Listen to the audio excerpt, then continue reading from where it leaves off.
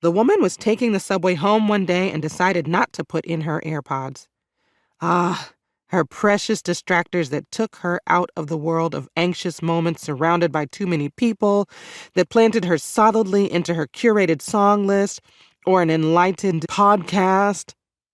But today was a Saturday and she needed to hear if the train was changing its route as often would happen on the weekends.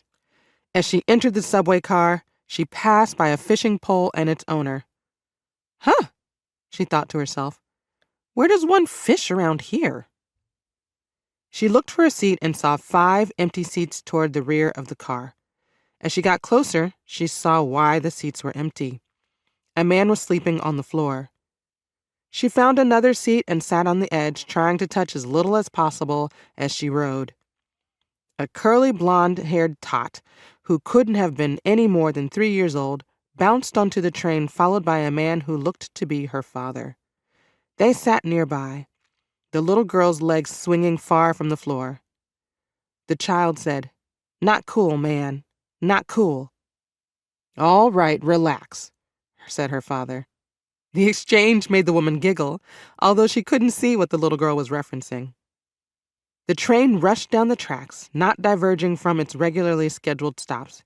She breathed a prayer of thanks for this small mercy as she made her way home. Then she noticed a flyer stuck in the corner of a subway ad that read, "Jesus said, be passerby."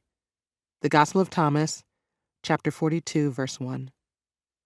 What Jesus meant by those words, be passerby, could be to simply observe and be present to the simple details and the lives around us, those we might otherwise miss during our own journey through life.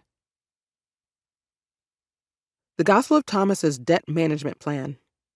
Kevin and Natasha do not have enough money.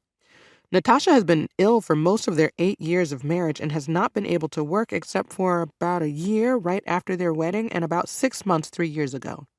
Kevin is a painter but has no car, so sometimes he can't get to his workplaces. They rent a small apartment at the edge of the city and are able to pay their rent most months. The situation of Kevin and Natasha is not uncommon. For many, the ability to work and earn is declining steadily. Here is what the Gospel of Thomas says. If you have money, do not lend it at interest. Rather, lend it to someone who won't pay you back. The Gospel of Thomas, chapter 95, verse 1.